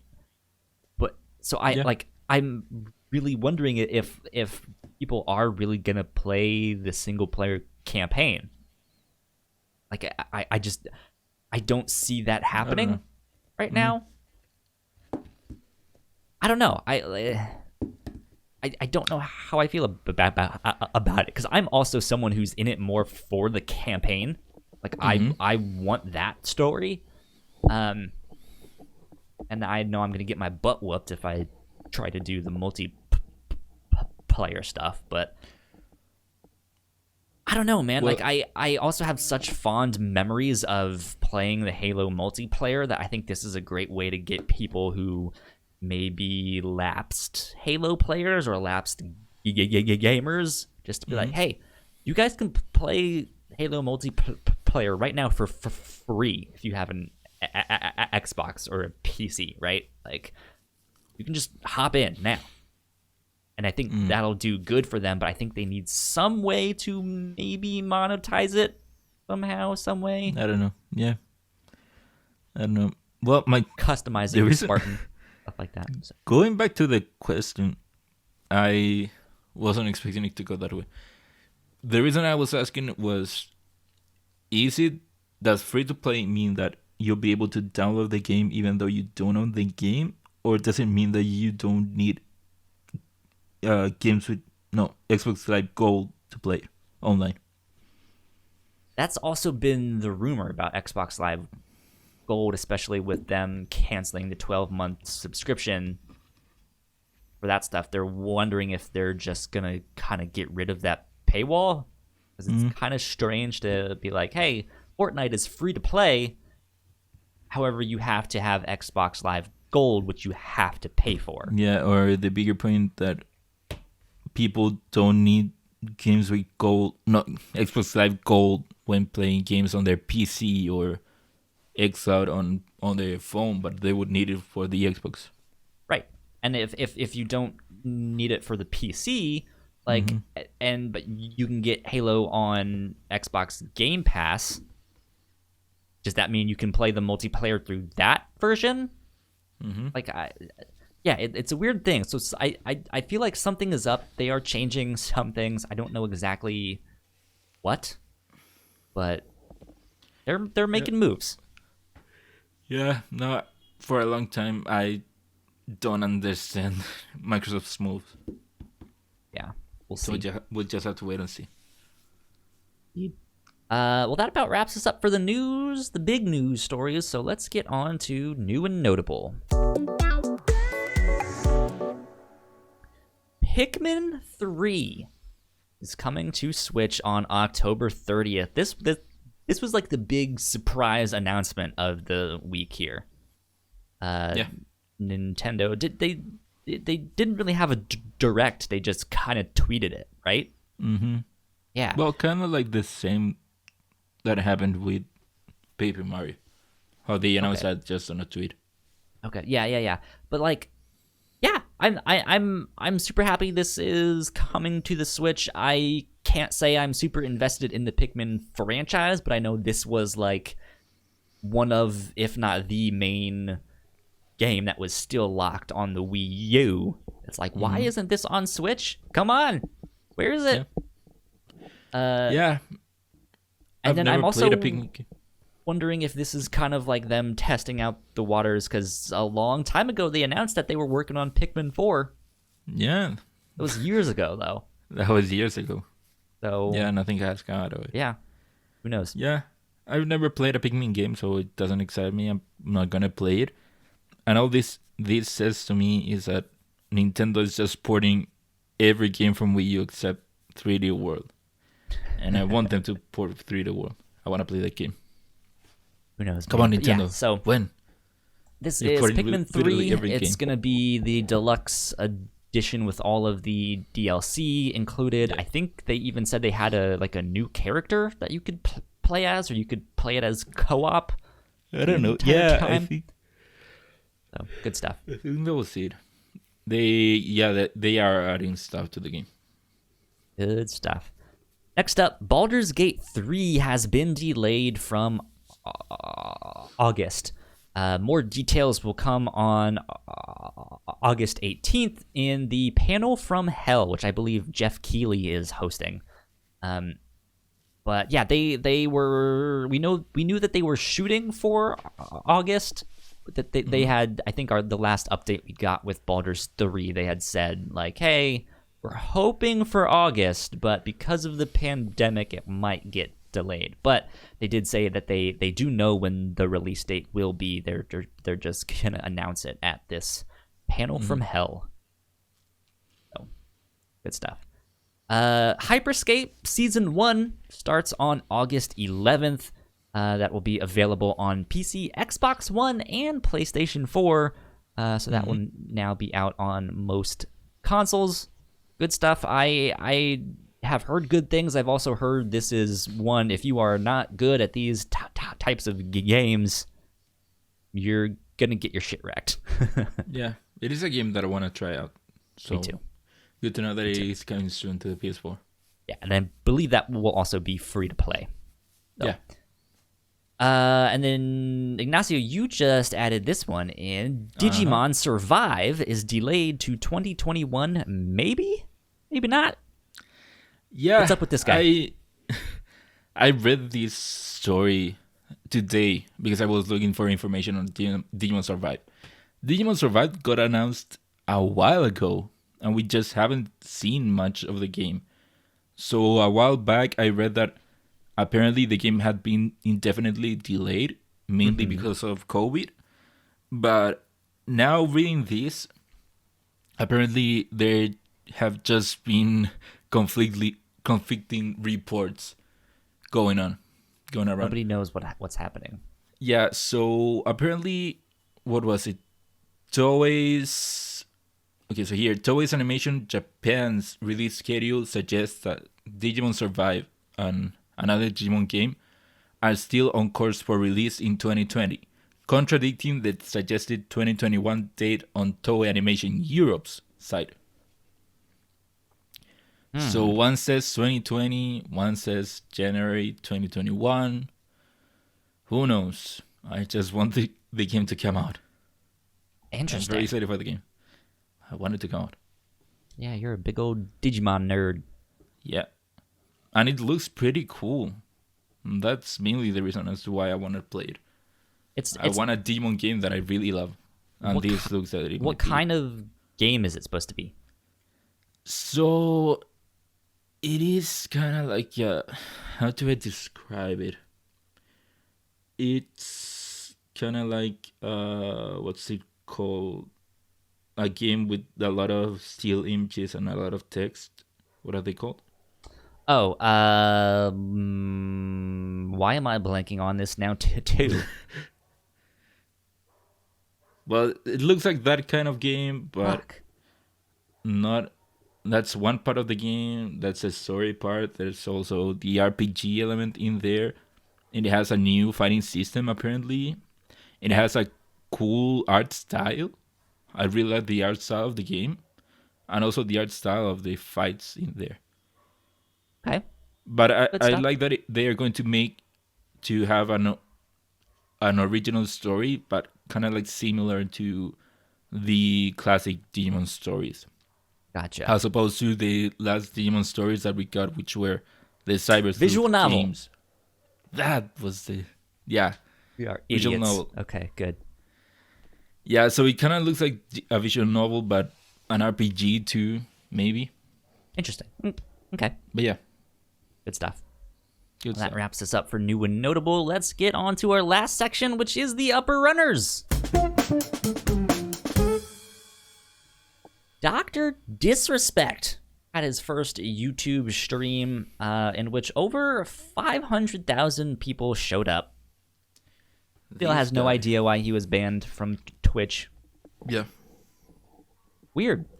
Weird. Weird. Weird. The whole thing is weird. He came out and said, I have no idea why I got banned. Which, I don't know. Is that true? I don't know. Yeah. Who knows? But now, so I think Dr. Disrespect is now on YouTube. I mean, he's not exclusive, but he's there. I think Ninja is doing his thing there. I have no idea where Shroud went. I think Ninja came back to Twitch. I think I read that. Did he? Not as an exclusive, but he is streaming again on Twitch, I think. Yeah, because I was wondering if we were gonna see kind of more and more people go to YouTube and stuff. Mm-hmm. I haven't heard where Shroud went or if he has started streaming again. But they're all the big ones. It seemed like they were going to YouTube for a while there, so maybe keep an eye out. On top of that, the next one is more than 870 Blizzard employees organize, creating a list of demands for their employer, including fair pay and more sick time. This is apparently one of the largest examples of workplace organizing within the video games industry. Good old Jason Schreier had a report on this over at Bloomberg. So,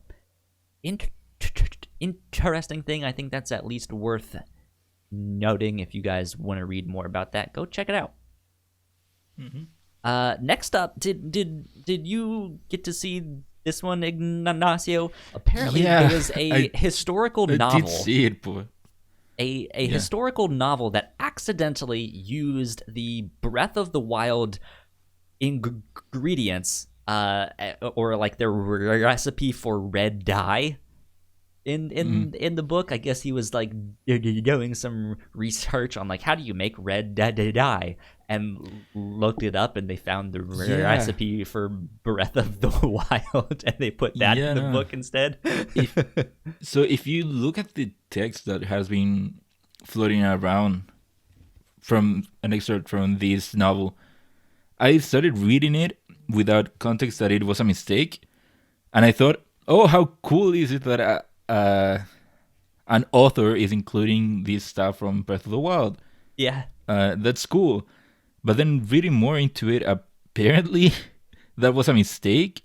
Yeah. He Googled this red dye recipe. And I don't know how you don't... Reading the stuff that's in there, I don't know how you mess up this big... Because it's not like he just included names of flowers or stuff like that.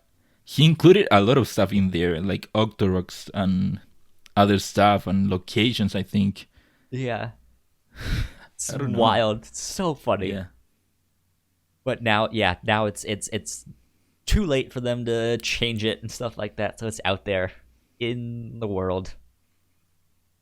Next up, Sonic the Hedgehog movie bombs at the China box office, only making $1.27 million.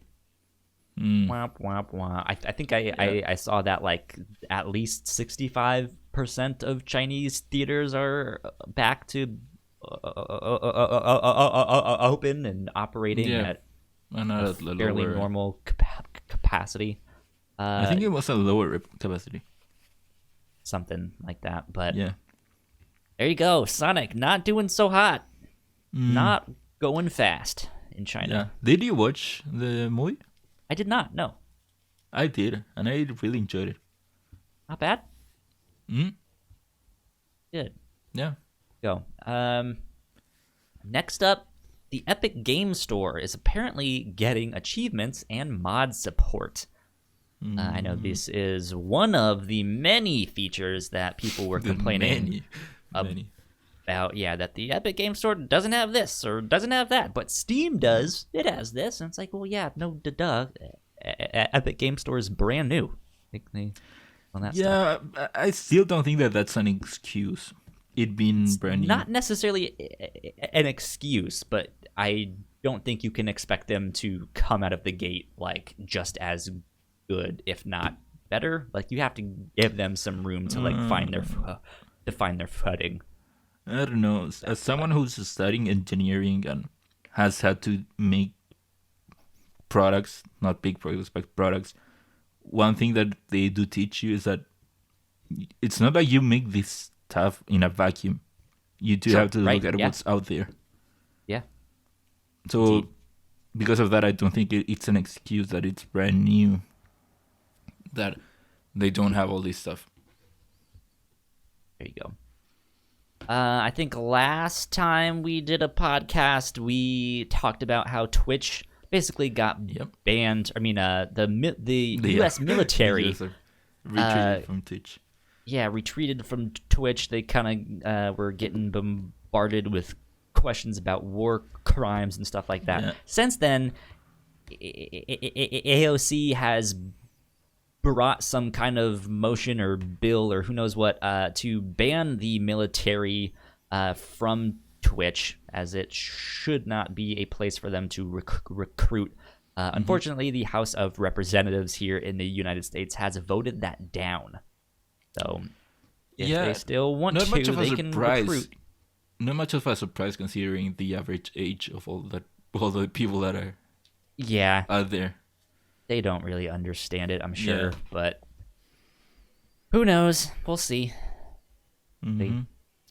Apparently, the military will be able to re-enter Twitch, and I don't know. I was thinking of a joke. I couldn't think of one.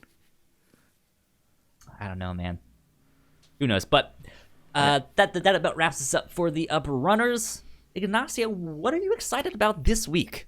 What's on your mind? Ooh. I know you mentioned Agents of S.H.I.E.L.D. is having their finale. All right. God, that's heartbreaking. I've been with the show since the first episode. And it's heartbreaking to see it go. Yeah. But yeah, I mean, I'm glad that it's going out in a high note. Like I said before, this season has been great. And I'm glad that they have gone even more bananas than usual with the season, with the premise. Good stuff. Yep. Sad to see it go. Glad that it's on a high note. I'll be looking forward to the finale. Cool. You gonna be playing more Paper Mario this week, or are you diving into something else?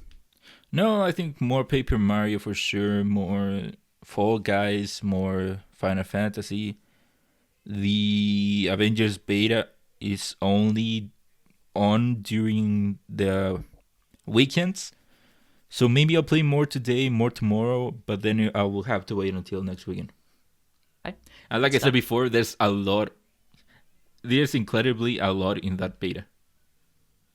Go. Mm-hmm. Let's see. Yeah, I'm hoping to dive into Paper Mario as well.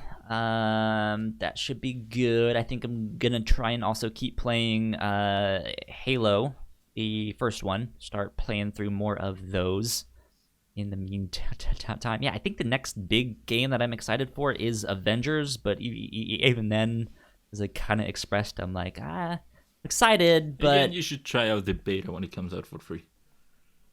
We'll see. But we'll be playing that stuff. Been making a lot of progress on a bunch of TV shows and stuff that I've been watching, which is super exciting. I finally, for the first time in like 2-3 years, I feel like I'm kind of over the hump, and I can see the light at the end of the tunnel in terms of all of the TV shows that I've fallen behind on. So I'm finally catching up on some of them thanks to being stuck at home here in quarantine. Mm-hmm. But yeah, that's it. That's what I'm excited for this next week. Be on the lookout for all of that stuff. Ignacio, where can they find you on the internet? Well, they can find me on Twitter at IgnacioRojasB. That's IGNACIOROJASB. That's my name. You can find me at YoKyleSpringer on Twitter and Instagram. Go like, share, subscribe, sell your soul, tell a friend. Do whatever you need to do to help spread the word. I think we're still sitting at like 82 subscribers over on YouTube. stuff like that. So if you guys could help us out over there, that would be wonderful. Yeah, if you guys want to stay up to date with our show, we are at The Whatnots on Twitter. I believe that is it. This has been episode 36 of Crossplay. We will see you guys next time. Bye. Bye. Thank you so much for checking out our podcast. We hope you enjoyed that one. Leave a comment down below what games you are looking forward to at the end of the year. Were you guys excited for Marvel's Avengers? Yes? No? Maybe so? Who knows? In the meantime, go subscribe to our channel, which is right up here in this corner. You guys can go hit that button there. And then go watch one of our other podcasts right down here. That would help us out a ton. We would appreciate it a lot if you guys did that. Yeah, hope you enjoy those ones as well. So until next time, bye.